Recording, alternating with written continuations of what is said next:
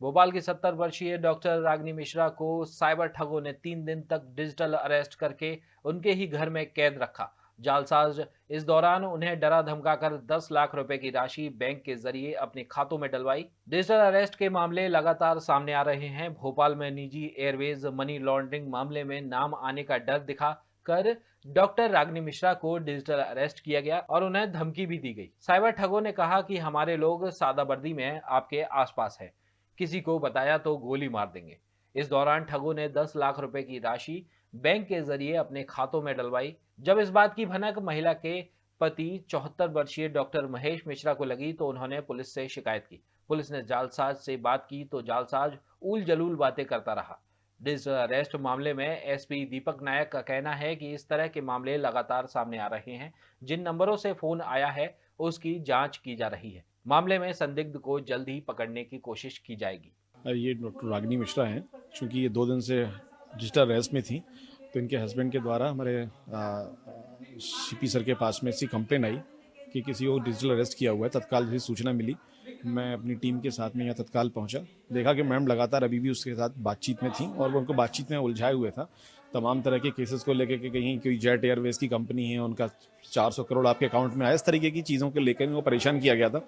ये बाद में पता चला कि इन्होंने 10 लाख रुपए एक अकाउंट में IDFC बैंक के अकाउंट में ट्रांसफ़र भी किए हैं।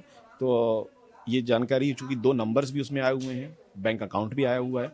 तो अभी हमने, चूँकि हमारे पास जो CFS पोर्टल होता है उसमें हमने बैंक अकाउंट डाला हुआ है। अब चूँकि कल का ये ट्रांजैक्शन है, मे बी पॉसिबिलिटी देखेंगे, अगर रोकने की होंगी तो रोकेंगे, अदरवाइज इसमें एक रजिस्ट्रेशन करके, FIR रजिस्ट्रेशन करके 2 नंबर्स हैं और पता करने का प्रयास करेंगे कि ये कौन कल्प्रिट्स कौन है। मेरे साथ ये हुआ कि परसों मैं वॉकिंग करके आई तो मेरे पास एक फ़ोन आया, बोले हम ट्राई से बोल रहे हैं, आपका नंबर ब्लॉक कर रहे हैं। तो मैंने कहा ये मेरा नंबर क्यों ब्लॉक कर रहे हैं?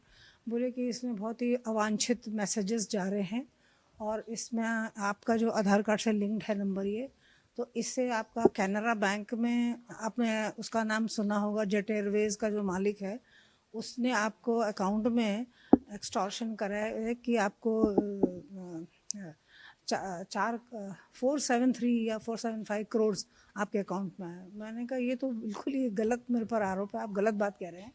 पहली बात तो मैं बॉम्बे गई नहीं और मैं अकाउंट वहाँ क्यों खोलूँगी। मैंने PNB और यूनियन बैंक इसलिए खोला है क्योंकि PNB और यूनियन बैंक मेरा कानपुर में है। एक में पेंशन आती है, एक में म्यूचुअल फंड्स आते हैं SWP, ताकि मेरा खर्चा चलता रहे। पहले मुझे पेंशन नहीं मिली, 15 साल मैंने हाई कोर्ट में केस लड़ा, तब तो जाके मुझे पेंशन मिली। तो इकट्ठे मुझे जो पैसा मिला वो मैंने मकानों में, प्रॉपर्टी में इन्वेस्ट कर दिया बच्चों के लिए। तो ये सब बातें सुन के उसने बोला कि देखिए ऐसा है, CBI और महाराष्ट्र पुलिस से बोल रहे हैं आपको फ़ौरन अरेस्ट करते हैं। तो मैंने कहा कि मुझे सफाई देने का मौका नहीं देंगे, मेरा वकील कानपुर में है, आप कहें सो मैं सारे अपने पासबुक चेकबुक्स लाती हूँ, जो कि मेरा कोई कैनरा बैंक में अकाउंट है नहीं और ये एकदम फॉल्स है, मुझे डिटेल तो बताएं। तो फिर उसने मेरे को ये डिटेल बताया, case number so and so ये है और ये नंबर है जो कि कैनरा बैंक से आपका आधार कार्ड से लिंक्ड है और इसमें पैसे हैं। मैंने कहा उस चोर का नंबर ब्लॉक करो, उसको पता किया, उसके खिलाफ कुछ एक्शन किया आपने? आप मुझे, मैं भी भोपाल में हूँ, बोले कि कानपुर में हमने दबिश दी, आप वहाँ नहीं थी, तो अच्छा आपने फ़ोन उठा लिया तो आप पकड़ में आ गई। और अब आप हमारी मदद करिए, सरकार की मदद करिए, आप सरकारी अफसर रहे हो, और ताकि दूसरों को पकड़ सकें जो बाकी बैंक मैनेजर है, पुलिस अफसर हैं और बहुत सारे लोग इसमें इन्वॉल्व हैं।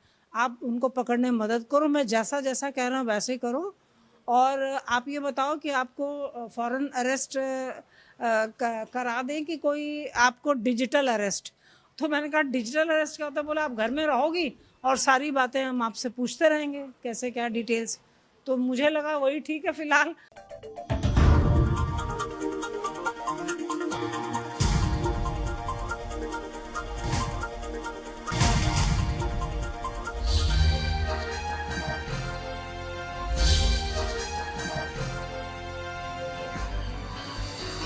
आप देख रहे हैं दखल न्यूज।